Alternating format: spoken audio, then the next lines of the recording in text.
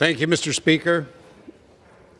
I rise today for a very serious issue that I think troubles, disturbs every member of the House of Representatives on both sides of the aisle. Mr. Speaker, decorum. The gentleman will suspend. Please take your conversations off the floor.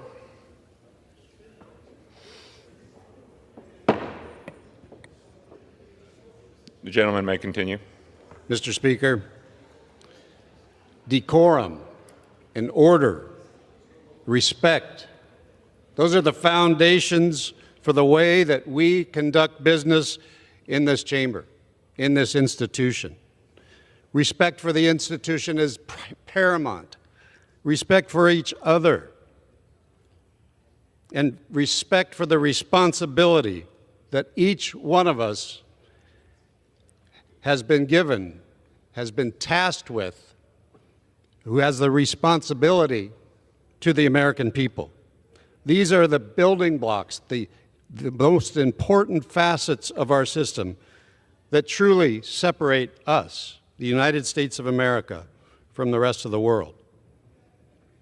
During the President's address just last night to a joint session of Congress, Mr. Speaker, those principles were violated. The gentleman from Texas, Mr. Green, performed one of the most shameful acts that I've ever seen on this floor. As an advocate for bipartisan problem solving and for working across the aisle as hard as possible to come up with solutions for the people that I represent and for the people that every single one of us represent, I was deeply disappointed to see the behavior that we all saw and that the world saw unfold in this chamber. I want to thank my Republican colleagues, certainly House leadership, particularly Mr. Crane, Mr. Nels, for helping elevate the conference's concern on this very, very important matter.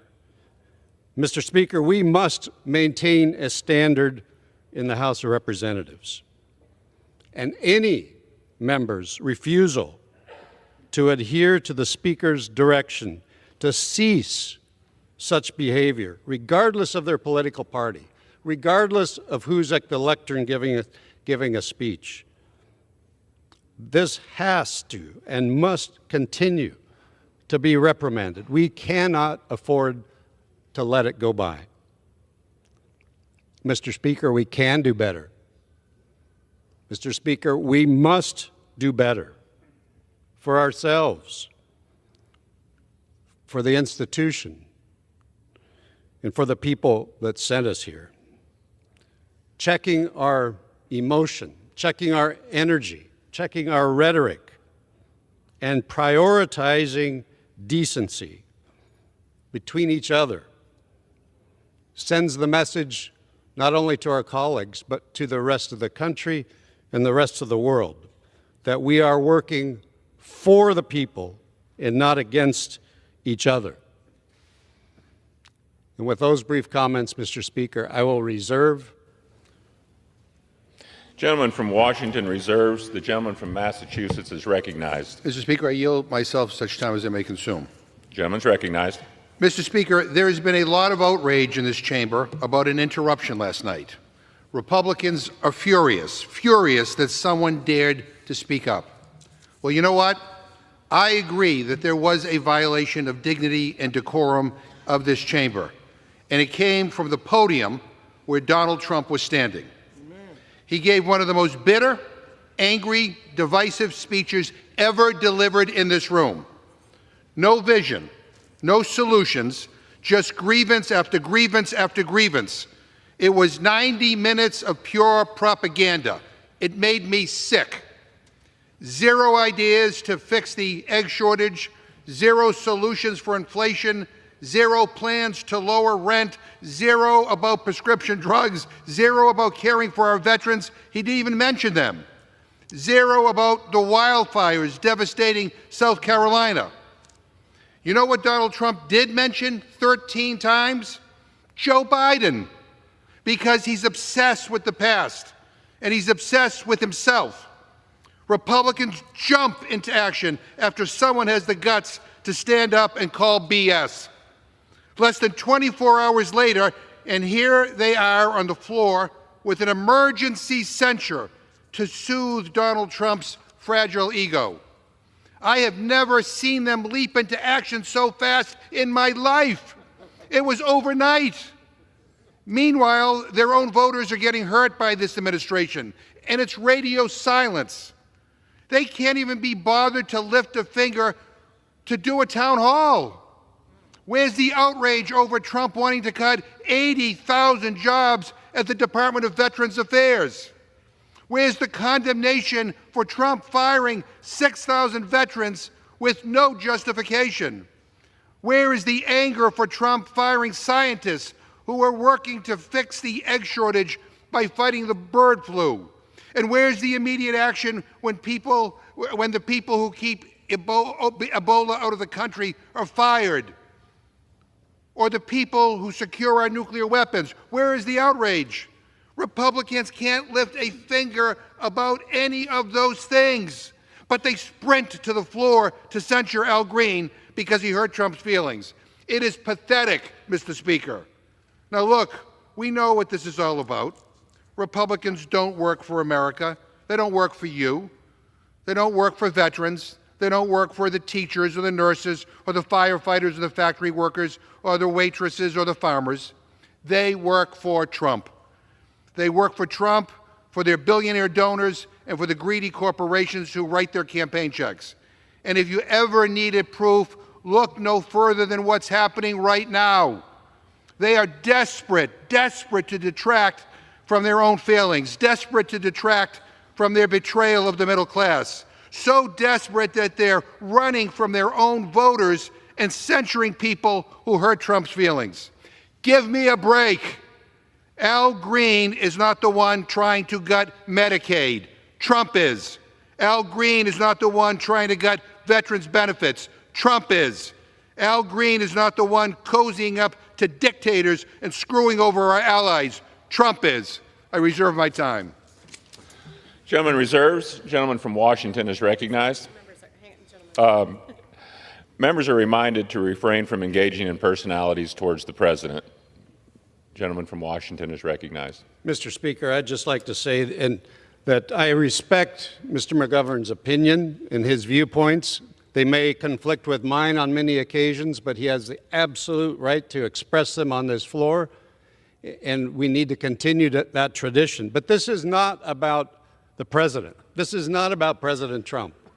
This is about how we as members of the House of Representatives conduct ourselves while we are doing business on the House floor.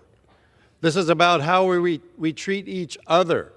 How we treat each other, whether respect or not, is so important, especially when the eyes of the world are focused right here in this very room. In my short time in Congress, which is just about a decade now, I have never, ever seen a member of the House, by the direction of the Speaker, escorted from the premises by the Sergeant at Arms.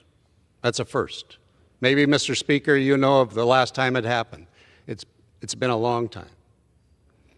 And I'm very disappointed and ashamed of the fact, and this is not personal to Mr. Green, who is a very amiable fellow, but we must, as members of this institution, leave our rhetoric, calm our energy, make sure our emotions do not take over, and conduct ourselves in a way that all of us, not just here in this room, but across the country, can be proud, because we truly are on display to the rest of the world.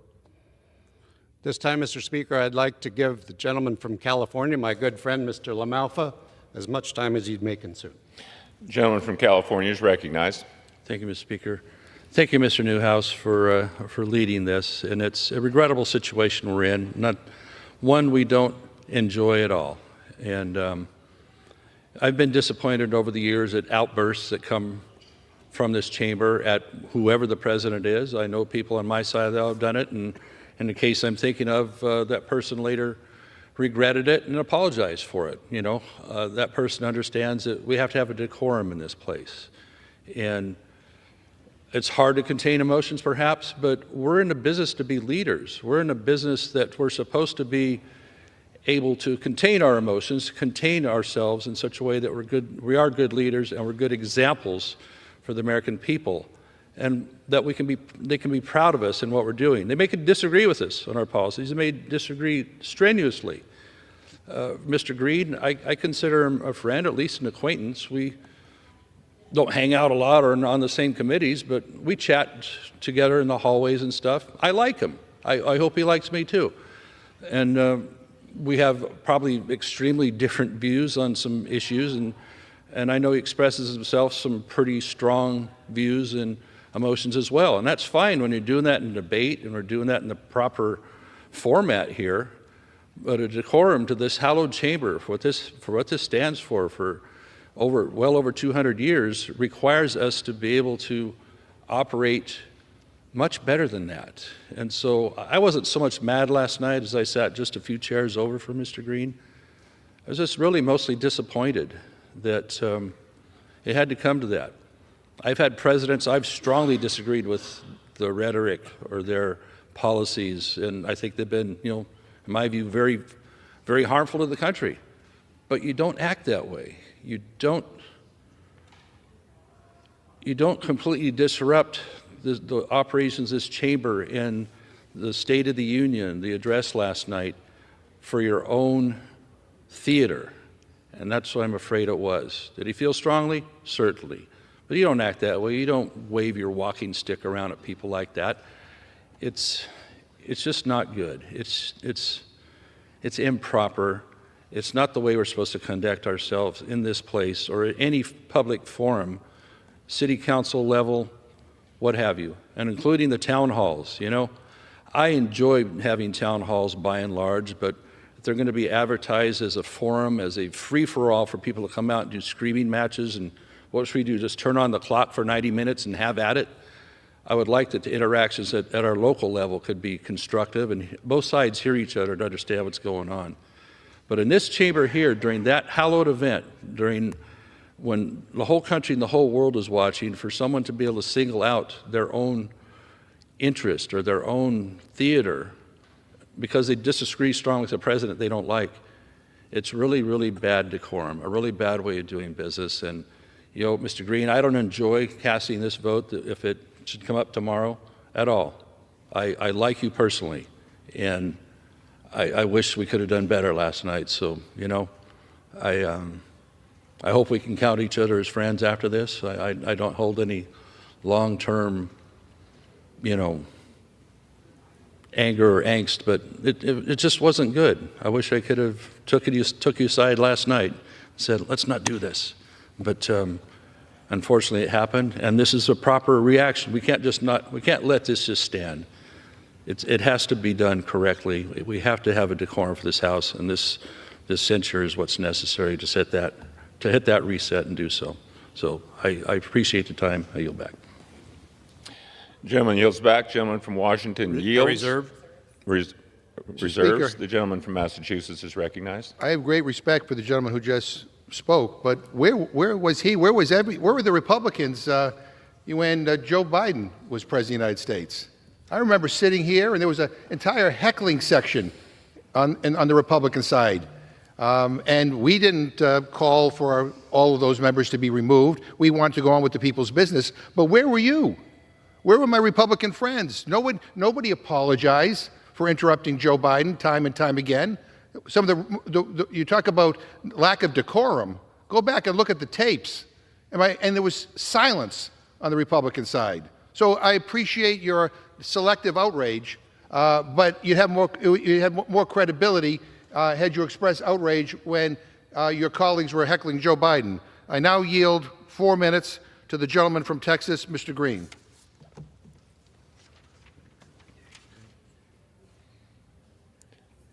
Gentleman from Texas is recognized for 4 minutes.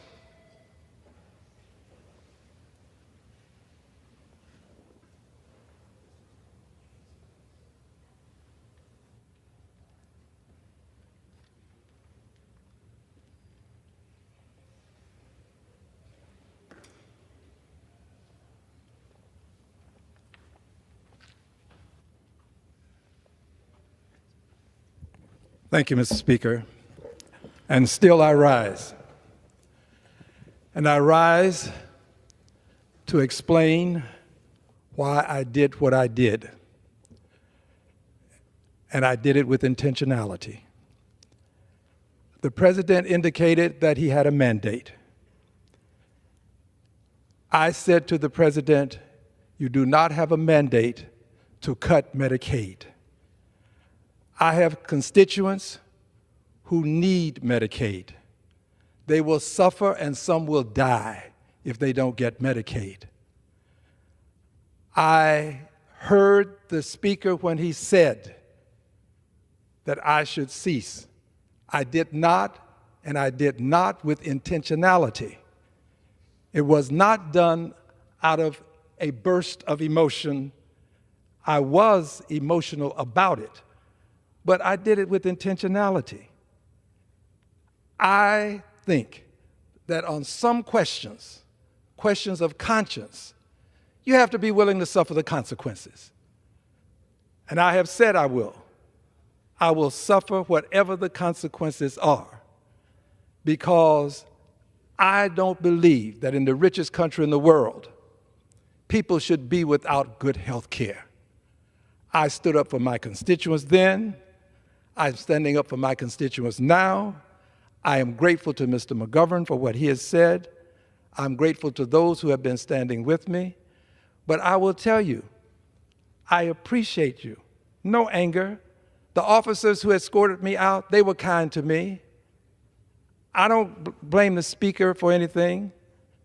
Friends, I would do it again. I have to be candid with you.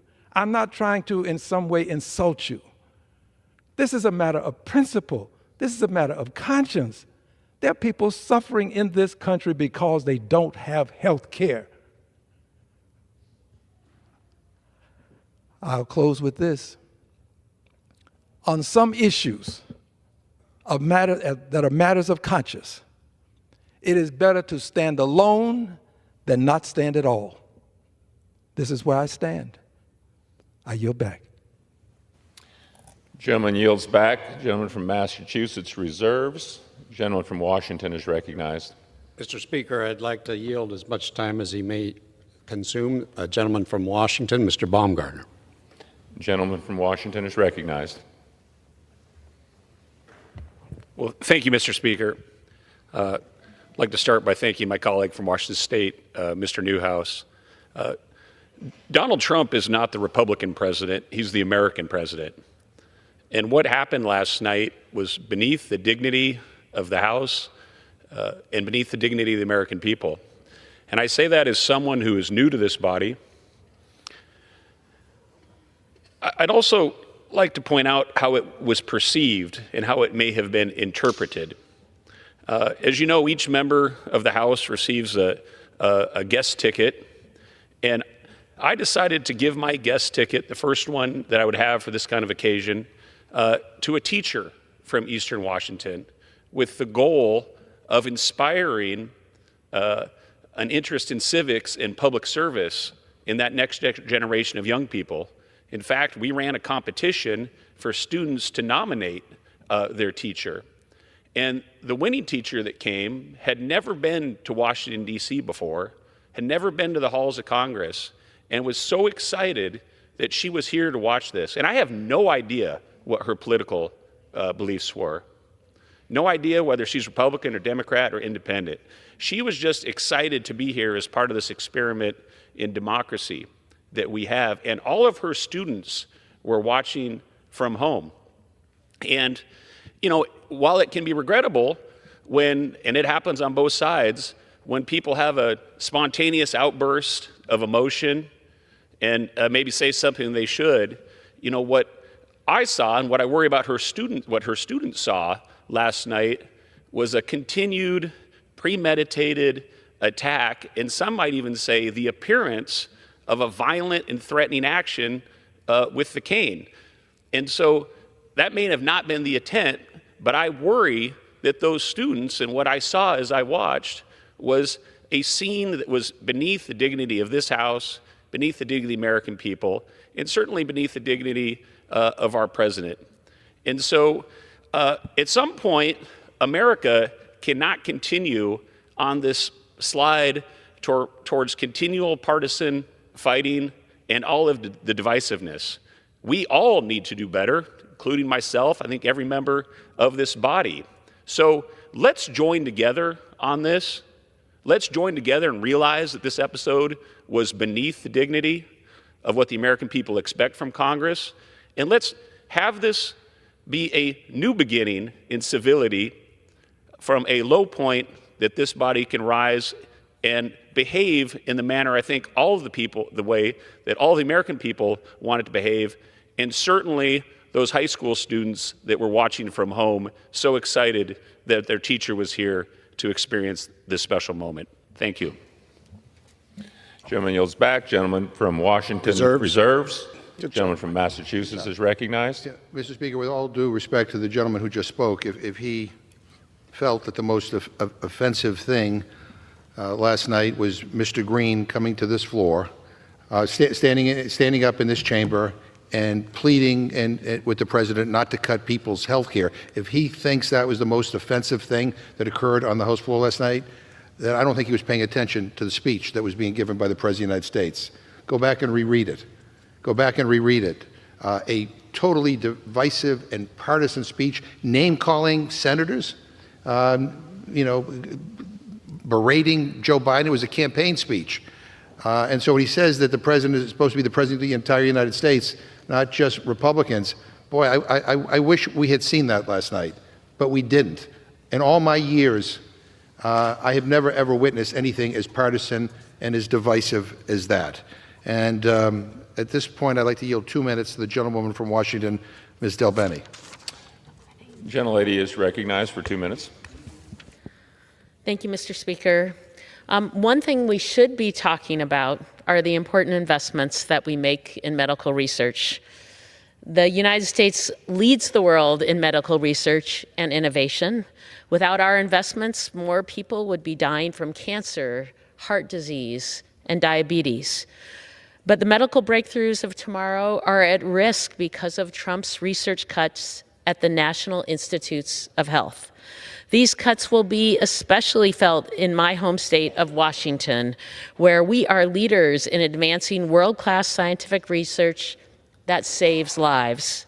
Washington is home to the Fred Hutchinson Cancer Research Center, where I recently visited to highlight the devastating impacts of these cuts on the 40,000 patients they serve each year. In fiscal year 2024, Washington researchers were awarded nearly $1.3 billion in NIH funding that supports 12,000 jobs in our state. One of my constituents works at an organization fighting autoimmune diseases. It is 80% funded by NIH investments. She's worried about the devastating impact these cuts would have on the patients who rely on their work. I started my career in medical research, and I know what losing funding or even the threat of it being cut off could have on institutions and their patients. The consequences of the president's decision will be felt in so many ways. Labs could go dark. Patients could be kicked off of life-saving critical trials. New cures could be delayed. Future innovators could abandon the field. The president must stop this senseless attack on the research that saves money, but most importantly, saves lives. Thank you, and I yield back. Gentlelady yields back. Gentleman from Massachusetts reserves. The gentleman from Washington is recognized. Mr. Speaker, I'm very happy to yield as much time as he may consume to the gentleman from California, Mr. McClintock. The gentleman is recognized. Mr. Speaker, yesterday, Mr. Green deliberately disrupted Congress's proceedings in joint session. This was an affront to the Constitution, which commands that the President report to the Congress from time to time. It was an insult to the presidency, and it was a disgrace to this body. It was perpetrated not by some lunatic wearing buffalo horns, but rather by an elected member of the United States Congress. This is worthy of the harshest sanctions that we can apply. But many members repeatedly interrupted this presidential address with catcalls and insults and other gestures of disrespect. You know, when a member once did this to President Obama, he apologized and he was reprimanded. I didn't hear an apology from Mr. Green just now. What I heard was deliberate, calculated defiance. The whole reason for this building to exist, the whole reason for this House chamber, is to exchange our views, sometimes very sharply different views, and talk out the differences among us. But in order for that to work, that discussion has to be accompanied by civility and decorum. And accordingly, our rules insist on that. I believe that all those who breach these rules need to be held accountable, lest this become just another sad milestone in the denigration of this institution. I yield back. Gentleman yields back. Gentleman from Washington reserves. Gentleman from Massachusetts is recognized.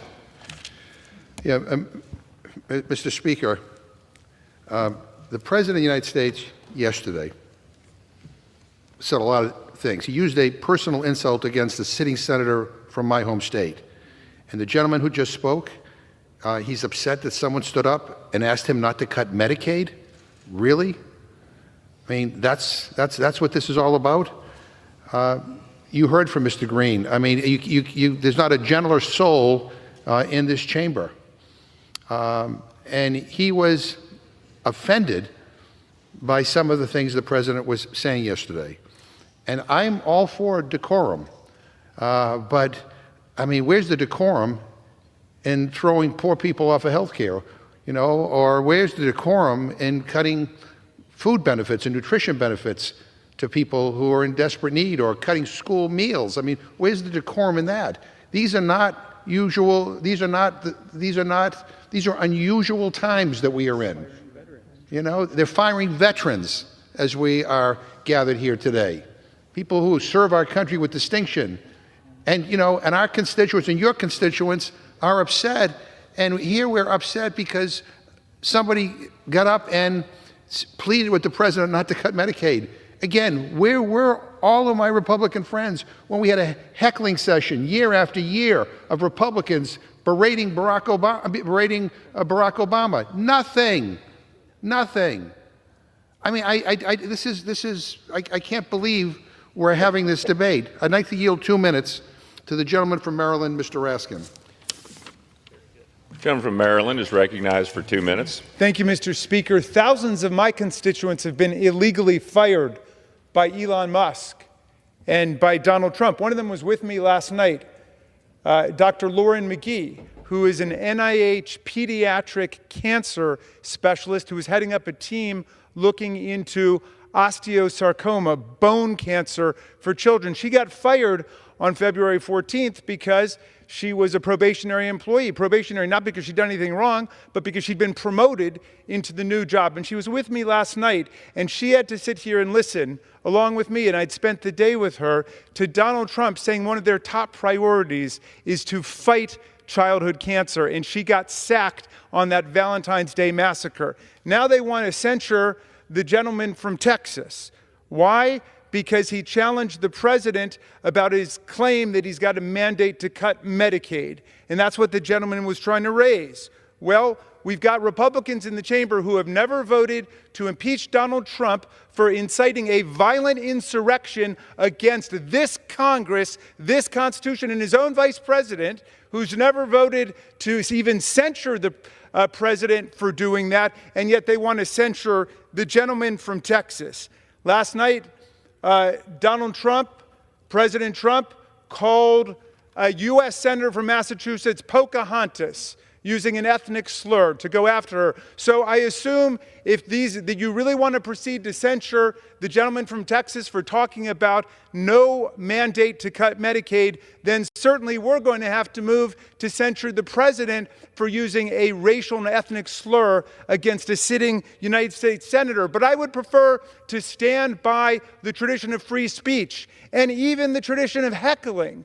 You know, there's a fine American art of heckling. If you read the Lincoln Douglas debates, I recommend the Harold Holzer version of it because the newspapers carried all of the hecklers' comments too. And people would get up and heckle, and Lincoln would interact with them, and Douglas would interact with them. The gentleman's recognized for additional 30.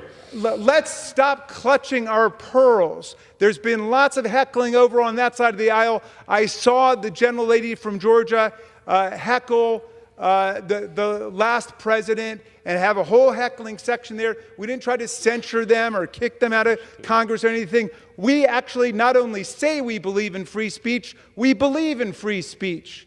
And we will stand up for people's right to speak. Now, I don't believe in the kind of heckling where you drown somebody out and you make it impossible for them to speak. But the gentleman was trying to start a conversation as opposed to just being spoken to all night. Thank you. Gentleman yields back. The gentleman from Massachusetts reserves. Members are reminded to refrain from engaging in personalities towards the president. The gentleman from Washington is recognized. Mr. Speaker, this is very interesting to listen to the arguments coming from the other side of the aisle about what we're doing here tonight. And talking about free speech, it seemed to me that the gentleman from Texas was doing all he could to prohibit or get in the way of the President of the United States exercising his free speech in his address to the joint session. This is not about policy. This is not about whether Republicans are better than Democrats or vice versa. This is about how we conduct ourselves on the House floor. This is about how we treat each other. This is a reflection on every single one of us in this chamber. And as my colleague from the state of Washington said, it's not just us this affects. This affects the kids of our country as well, who are learning one way or the other. They're learning from our examples. So you can go on and on about how much you disagree and detest some of the policies and positions of the President of the United States. Be my guest. But that is not what's being argued tonight. That is not the issue that we're taking a stand on today. This is how we, as a body, should conduct ourselves in this hallowed hall, this chamber, that not very many people ever get to set foot into. This is something that we should hold to a higher standard. We have to, or else what are we? Are we just a debate club that yell at each other? Or do we stand for something? Do we truly see ourselves as representatives of the people of the United States? So something has to change. It truly does. A line has to be drawn. Not all of us are on either side of the aisle are perfect examples of what we could or should be.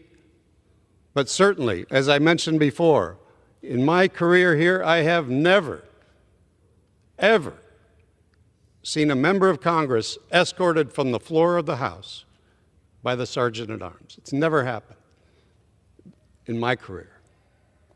And I don't want to see it happen again. With that, Mr. Speaker, I reserve. Gentleman from Washington reserves. The gentleman from Massachusetts is recognized. Well, you know what's never happened in my career? A President of the United States coming before a joint session of Congress and insulting members by name individually, shouting slurs at people. I've never seen that before. I mean, maybe would the gentleman agree with me that Trump deserves a censure for calling my senator from Massachusetts a slur? Would that be appropriate? I mean, this was not business as usual yesterday. And to make believe that somehow it was, or that the person who was giving the speech yesterday was acting within the structures of decorum, I mean, it's laughable. I yield 1 minute to the gentleman from Illinois, Mr. Jackson. Members are reminded to refrain from engaging in personalities towards the President. The gentleman is recognized. Mr. Speaker, cowardice asks the question, is it safe? Expedience asks the question, is it politic? Vanity asks the question, is it popular? But conscience asks the question, is it right? And there comes a time when one must take a position that is neither safe, nor politic, nor popular. But one must take it because one's conscience tells it it's right. Mr. Speaker, I rise today to congratulate the courage, the character, and the great decency of the Honorable Congressman Al Green for saying what is right, when there are many amongst us that have cowardice, that have seemed to have lost their backbone and spine, to call out untruths. Mr. Speaker, a man that is standing up for those that are poor, that are left out, that have been left behind, a man that is standing up for Medicaid and Medicare. As we sit here and talk about some of this pious irrelevancy and this sanctimonious trivialities, this man should be being heralded and should be stand up for his decency, for his courage, for standing up for the poor, for the least of these. There's a theological problem in this institution when we are more kind to those that are rich and powerful than those that are poor. When we're talking about balancing the budget off the backs of those that need health care, that need housing, that need food assistance to give tax breaks to the rich. So once again, I ask all of my colleagues to join me in celebrating the Honorable Congressman Al Green. Mr. Speaker, I yield. Gentleman yields. Gentleman from Massachusetts reserves. Gentleman from Washington is recognized. I reserve. Gentleman reserves. Gentleman from Massachusetts is recognized. Mr. Speaker, I yield the gentleman who just spoke 1 minute. It seemed longer. How much time do I have left? 13 and a half minutes. Okay. All right. Okay. I now happy to yield 2 minutes to the gentlewoman from Connecticut, Ms. DeLauro.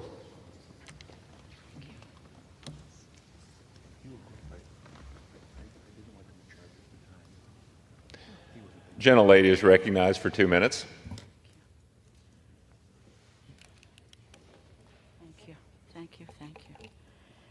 While Republicans try to distract us with this resolution, our constituents are reaching out to us. What are they asking us? They're asking us to stop the Republican assault on our schools, our livelihoods, our communities. Another constituent who reached out to me is named Chris. He is a student at Common Ground High School. Common Ground High School is an innovative educational, environmental, and community building venture. It combines a charter high school, an urban demonstration farm, and a community environmental education center.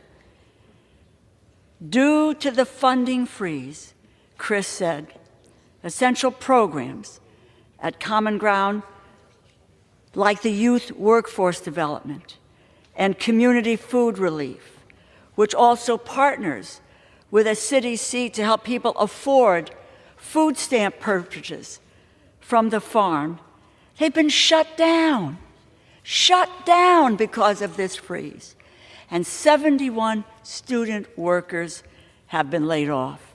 Students like Chris are reaching out not just because of their own future and their education has been affected, but because they see how their community is hurt by these cuts as well.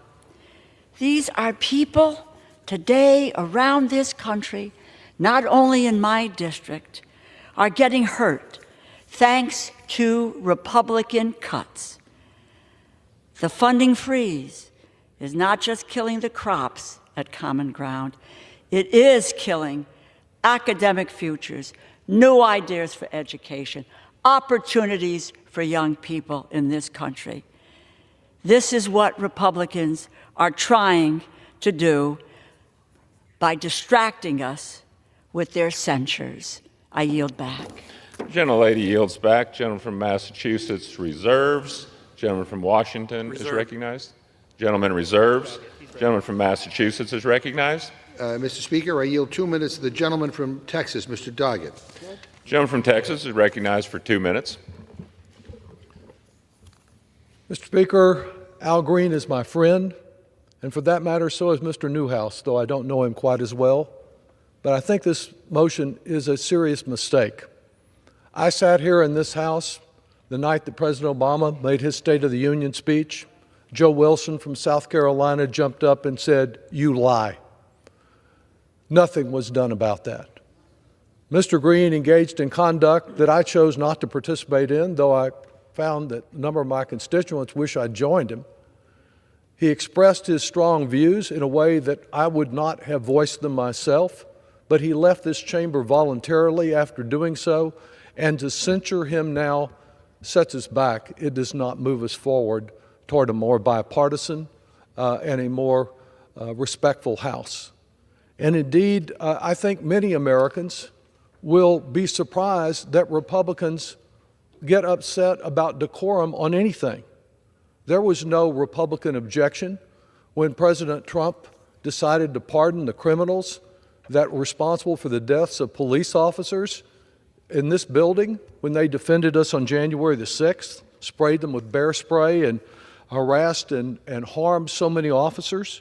There's been no Republican concern about decorum when the president fired the head of the Office of Ethics at the White House, when he fired the watchdogs at about 17 different federal departments and agencies, the inspectors general that are designed to uphold and check out corruption and waste in our government.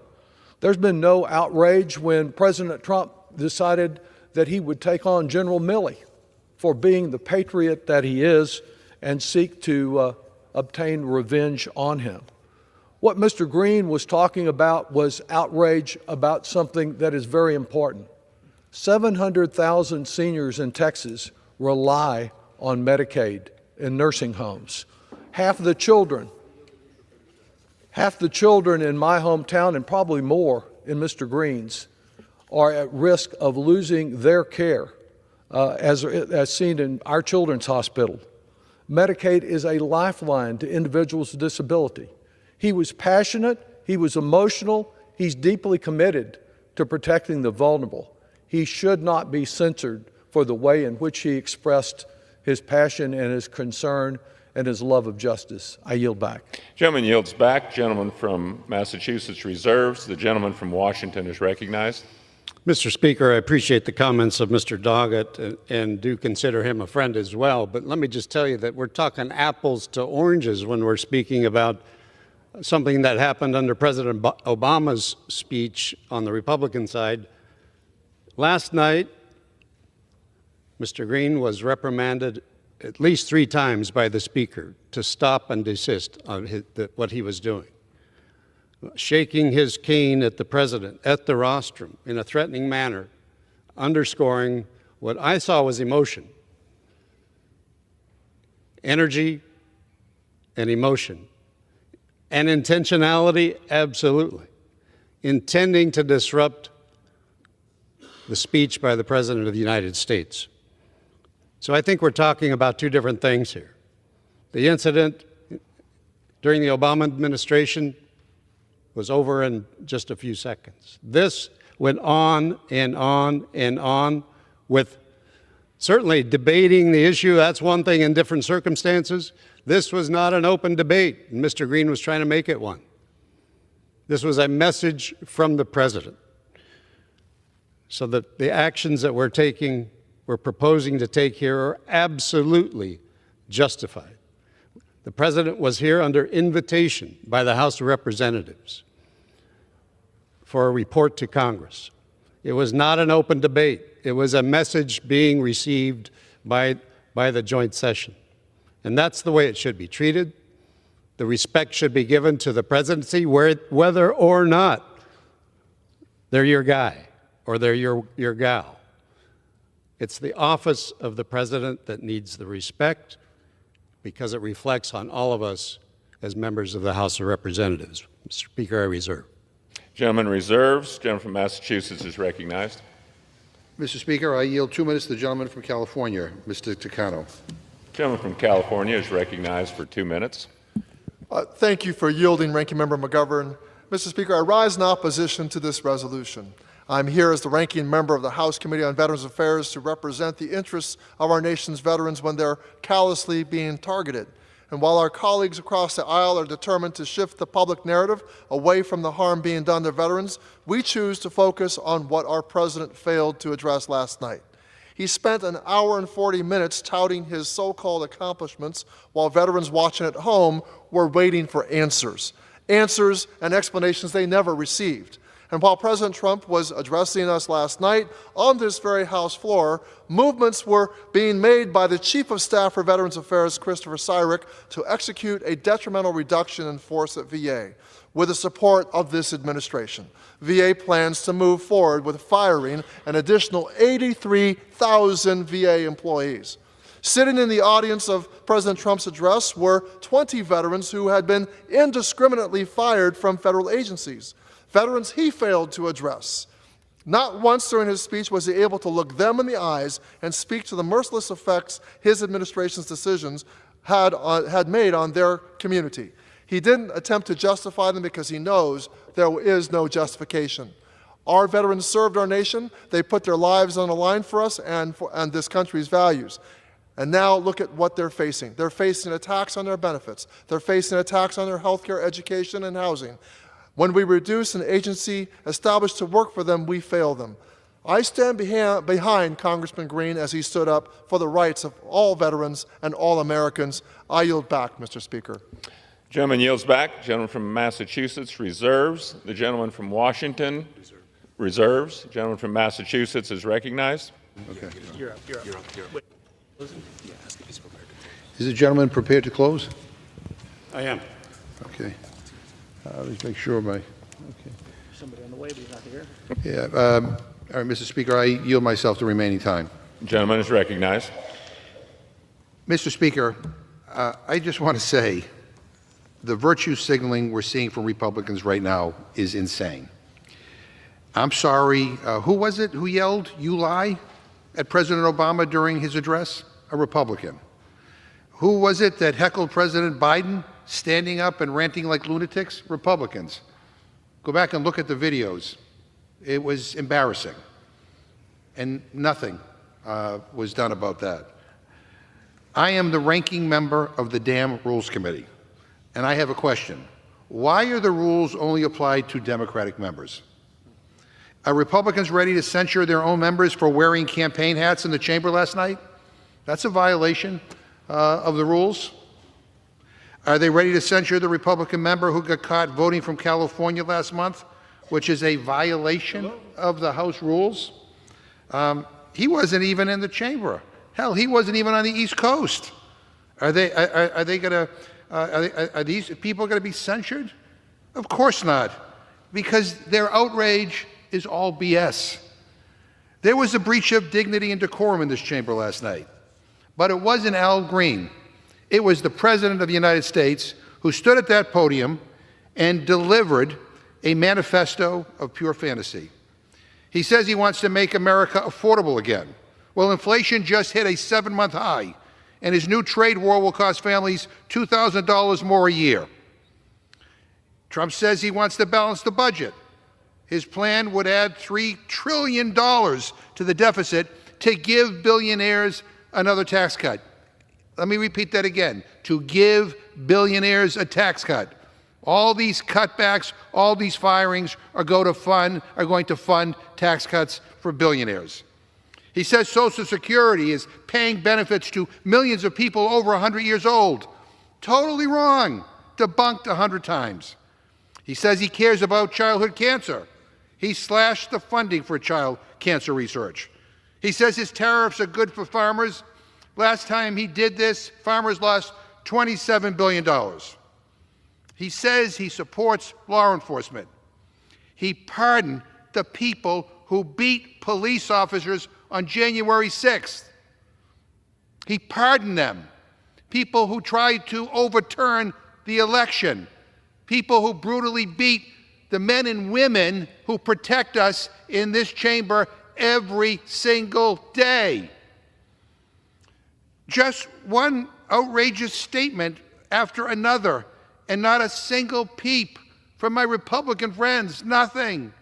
And now, Mr. Speaker, Republicans have the nerve to come down here and censure anyone. Republicans moved heaven and earth to come down here and defend the honor of their boss, Donald Trump. But they won't lift a finger for their own constituents. Look in the mirror and censor yourselves. I yield back. Gentleman yields back. Members are reminded to refrain from engaging in personalities towards the President. The gentleman from Washington is recognized. Mr. Speaker, you know, one of the things when I was a freshman in Congress that just shocked me, amazed me, is how easily events on the floor would devolve into what I would describe as something akin to a high school pep rally. And that pains me to say that. We are all adults here discussing some of the most important issues facing the American public, I would dare say the entire world, right here in this chamber. And for the things that happen in this chamber that reflect poorly on us, reflect poorly on every single one of us. I would say to you, Mr. Speaker, that this is truly a wake-up call for this chamber. The lack of decorum has reached a new low when the President of the United States cannot even come into our chamber invited and complete his speech without the interaction that we saw last night. We have to take this action of censure. And let me tell you, there are many people on my side of the aisle that would like to take this even further. The notion of intentionality versus emotion does not justify the actions that we witnessed last night, the disrespect of the institution. And using the argument that, well, our side did it, so we can do it too, well, that doesn't work. That does not hold water.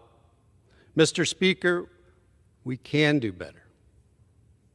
Mr. Speaker, we must do better. We cannot ignore the willful disruption intended to stop a proceeding. And let me use another word that is also difficult to say. It was shameful.